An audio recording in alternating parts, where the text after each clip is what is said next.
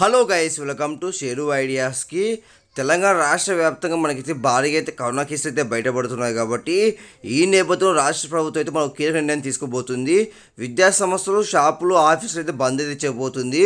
ఎప్పటి నుంచి ఏంటంటే ఈ వీడియో క్లారిటీ చెప్తే చూడండి.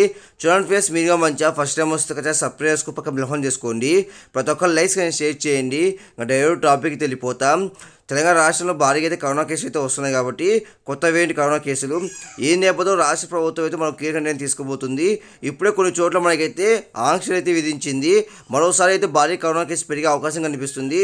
ఎందుకంటే మనకైతే న్యూ ఇయర్ వేడుకల్లో ఎక్కువ జనం గుమికూడే అవకాశం కనిపిస్తుంది. కాబట్టి ఈ నేపథ్యంలో మనకైతే జనవరి 1వ తేదీ నుంచి 7వ తేదీ వరకు అయితే కొన్ని చోట్ల అయితే స్కూల్స్, షాపులు, ఆఫీసులు అయితే బంద్ అయితే చేయబోతున్నారు.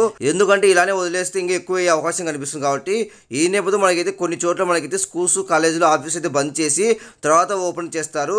మొత్తానికి ఆ చోట్ల మాత్రం మనకైతే ఆన్లైన్ క్లాసెస్, అలానే ఆఫీస్కి సంబంధించి క్లోజ్ అయితే చేస్తారు.